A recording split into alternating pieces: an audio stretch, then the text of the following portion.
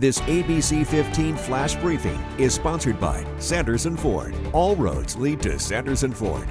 Hello, Megan Thompson with your top stories from ABC15 Arizona. And today is a weather action day as extreme heat returns. In this heat, it's important to remember to stay safe and use your resources that we have available. Hundreds of heat relief stations are opening around the valley for people in need of shade, water, air conditioning, and more. For a full list of cooling centers around the valley, visit our website, abc15.com. And volunteers with the Central Arizona Mountain Rescue Association, they are reminding hikers, please know your limits and be prepared before you hit any trails. A 1-hour hike can turn into a 12-hour rescue real fast. Once you finish half your water, you should be turning around. And the water also needs to be supplemented with electrolytes. Water alone is not enough to stave off the heat, and also the electrolytes provide, the nutrients that your body needs and your heart needs to continue beating. And a reminder on this weather action day, Camelback and Piestewa Peak hiking trails will be closed today from 11 to 5, all in an effort to keep hikers safe.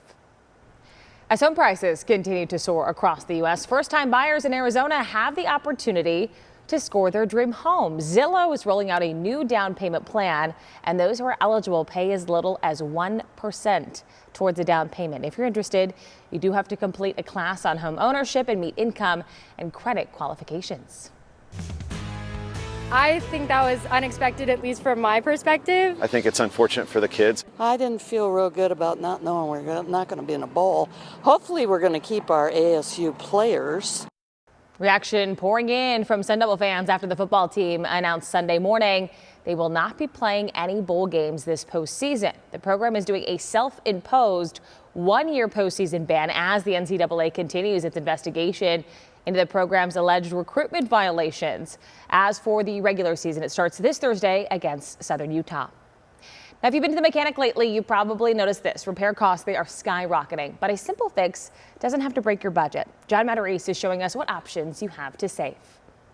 Next time your car breaks down, you might expect to pay a few $100s for a fix. But as drivers are keeping their vehicles longer, they're finding those car repair costs keep going up and up and up. Lawrence Douglas was driving home recently when my car just died completely when I came off the highway.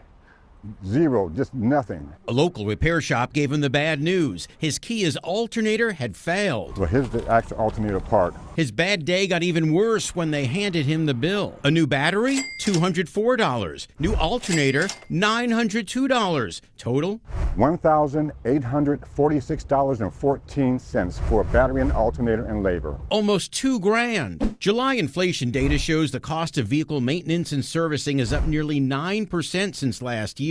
Worse, vehicle repairs are up 19.5%, 6 times the rate of inflation. Mark Duber owns an auto repair shop. He says his costs are up sharply, with the price of some parts doubling since the pandemic. Plus, he has to pay more to get certified mechanics. Hard to find technicians. And then with the shortage, of course, you got to pay guys more. Drivers are also trying to avoid new car prices. So there is more pain on the repair and maintenance side, but not nearly as much as there is on the purchase side. So what are your options for managing repair costs? Consumer's Checkbook says if the work isn't covered by a warranty, try an independent shop over a dealer. Get several estimates. Even if you're charged, you may save by finding a lower price. And get repairs done quickly before damage gets worse. Lawrence Douglas says he won't be able to afford the next $1,800 repair. I just don't know what to do anymore. As always, don't waste your money. I'm John Matarese. Time for your most accurate forecast. I'm meteorologist Iris Hermosillo. We're kicking off a new week with more heat alerts and air quality alerts. In fact, those areas in the orange show you where that air quality or that ozone pollution could reach unhealthy levels for sensitive groups. And that does include Phoenix, so a high pollution advisory is in effect for today. We're also back on record watch. Phoenix looks to set a new record high for today's date, 116 by this afternoon, with 80s to 90s across much of northern Arizona, but hundreds from Safford to Globe and into Sedona and Kingman as well. There is a very slight chance of a stray shower or thunderstorm in the valley, but that threat is low. It'll be an isolated shower or thunderstorm like what we saw yesterday evening at best. Better storm chances along the eastern rim with some spotty showers and thunderstorms in north, central, and southeast Arizona.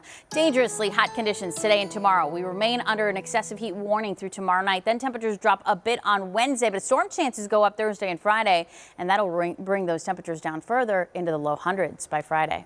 For the latest headlines, weather, and traffic, you can always head to abc15.com or download that free ABC15 mobile app.